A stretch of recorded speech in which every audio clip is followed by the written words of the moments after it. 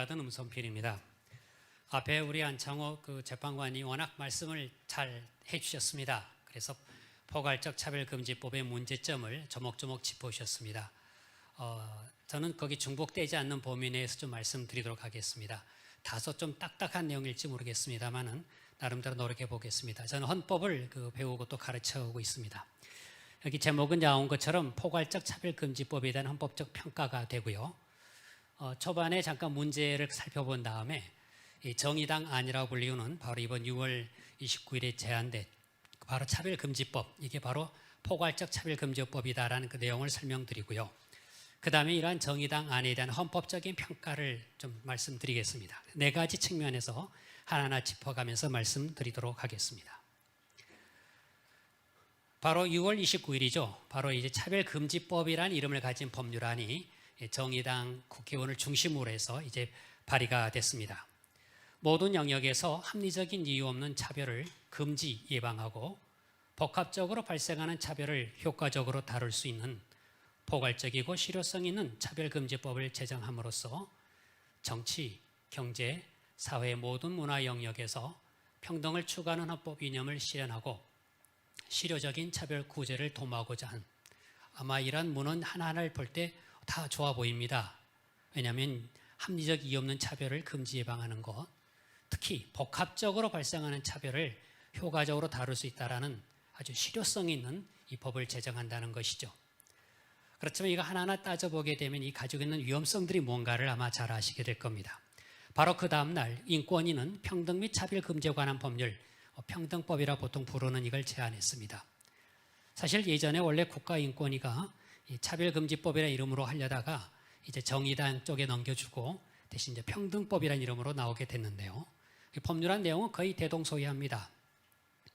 앞으로 입법 과정에 서로 협력, 보완하겠다는 취지로 역할 분담을 하고 있습니다. 그래서 이 법안에 대해서 찬성하는 분들은 2가지를 가지고 보통 설명합니다. 그래서 한쪽 법안에 문제가 제기되면 다른 법안으로 대신 또 설명해 나가곤 하는데요. 여기서 이제 하나하나 살펴보고자 합니다. 특히 차별금지법을 주로 보겠는데요. 오히려 인권위가 처음 2006년에 제안했던 것에 비하면 지금 정의당 안이 더 충실한 것을 알 수 있습니다. 헌법적 관점에서 검토를 하겠습니다. 이른바 이제 입법평가라고 부르게 되는데요. 국회에서 현재 진행되고 있는 입법에 대해서 동시에 진행한 데서 병행적 입법평가라고 부릅니다. 첫 번째 법률은 최상위 규범이자 근거 규범인 헌법에 위반돼서는 아니 됩니다. 당연한 내용이죠.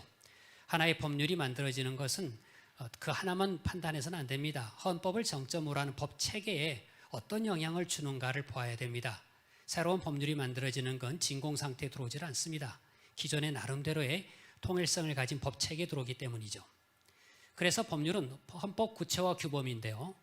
헌법과 그 속에 들어있는 가치를 구체적으로 구현합니다. 이때 다른 헌법적 원리와 가치를 침해하지 않도록 이른바 규범적 조화를 갖춰야만 합니다.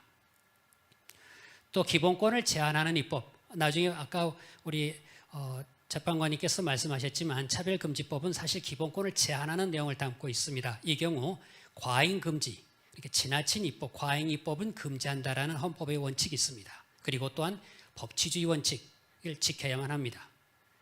그리고 또한 이런 권한을 부여합니다. 나중에 보시겠지만 이런 차별금지법은 인권에게 대단히 강한 권한을 부여하고 있습니다. 이럴 때 권력분리 원칙에 위배되지 않도록 이 제도 설계를 잘 해야 합니다. 이 4가지 관점에 따라서 하나하나 살펴보도록 하겠습니다. 아까도 말씀드렸고 앞에서 설명해 주셨던 것처럼 이건 차별금지법 중에 포괄적 차별금지법이라 부르죠. 즉 이것을 이제 명칭을 차별금지법이라는 이름을 가지고 있고, 그렇지만 우리는 이미 실질적 차별금지법이 있습니다. 명칭은 차별금지법이라 하지 않지만 우리는 다양한 차별금지법을 이미 가지고 있습니다. 그리고 우리 개별적 포괄적인데 바로 이번 정의당 안은 포괄적 차별금지법입니다. 현행법상 법 체계로 보면은 여러 주요한 개별적 차별금지법이 존재하고 있습니다. 대표적인 남녀고용평등법, 그 다음에 또 여기 나온 것처럼 장애인 차별금지법 등등이 만들어져 있습니다. 그 규정된 형태와 내용은 다양합니다. 그럼 이렇게 개별적인 차별금지법이 존재한 것은 타당하다. 왜냐하면 각 법률에서 어떤 행위를 차별행위로 볼 것인가, 차별행위 유형, 또 그에 따라 제재의 수준, 그 방식은 각각 달리 정하는 겁니다. 그것이 이제 평등 원리에 부합한다는 거죠. 무슨 뜻이냐면은 좀 강하게 보호해야 할 부분이고 그렇지 못한 부분인 게 사회적인 현실입니다. 모든 사람을 차별하지 말라라는 것은 대단히 아름다운 이상입니다. 모든 인류가 추구해야 할 가치이기도 합니다만은 그러나 현실적으로는 그렇지는 않았습니다. 한국에서 차별 사유 다양한 것 중에 국민적인 민감도 따라서 사회적 합의가 서로 다른 것이 현실입니다. 예를 들어 보죠. 남녀고용 평등법을 보게 되면은 정년 퇴직, 해고에서 남녀를 차별하거나 여성 근로자에게 혼인, 임신, 출산을 이유로 해서 퇴직하는 이런 계약을 맺었다. 5년 이하 징역 또는 3천만 원 이하의 벌금, 대단히 강력한 제재를 주고 있습니다. 장애인 차별금지법을 보더라도 장애에 따른 차별행위 시에는 이럴 땐 인권의 권고가 들어가고 그다음 법무부 장관이 시정명령이 주어지기도 합니다. 경우에 따라서 법원이 손해배상을 하죠. 또는 악의적인 경우에 있어서는 형사처벌을 하기도 합니다. 한편 외국인 고용법을 볼까요?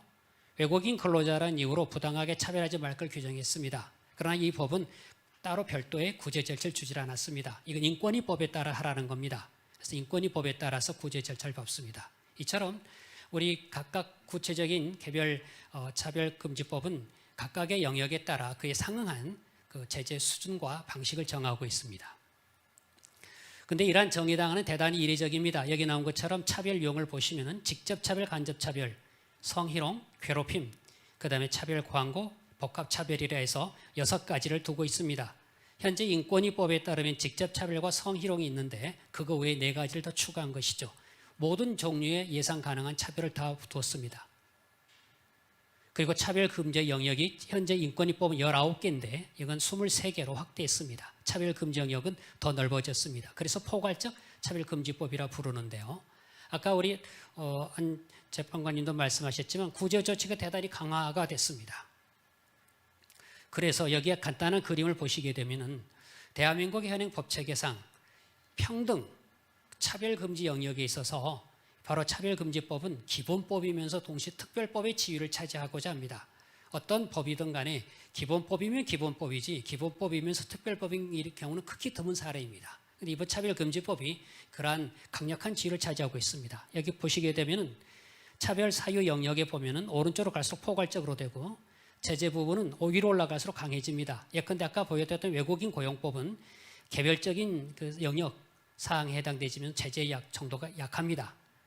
여기 오른쪽에 보면은 또 몇 가지가 있는데 특히 인권위법을 보시게 되면은 어느 정도 이건 포괄적에 해당되면서 제재 정도가 한 좀 더 센 편이죠. 그러나 그보다 더 높은 걸 보시게 되면은 저 왼편 장애인 차별법 제재 정도 강합니다. 그러나 개별적이죠. 남녀고용 평등법 제재 강하지만 완전히 포괄적이지는 않습니다. 하나 오른쪽 위에 보게 되면 우상 지점에 있는 바로 차별금지법은 정말 강력합니다. 포괄적인 사유에 포괄적인 제재가 들어간 이걸 바로 이제 만들겠다고 하는 겁니다. 그러면 이제 이 법안을 통하여서 평등의 세계가 열리는 길이 시작되었다라고 표현하기도 합니다. 물론 이 차별금지법으로 인하여서 정말 우리 모두가 문제되지 않는 차별이 나타나면 좋겠습니다만은 이 법의 내용을 보면은 의도와는 달리 너무 강력하더라라는 문제가 나타납니다. 헌법적인 평가를 보시죠. 첫째, 헌법상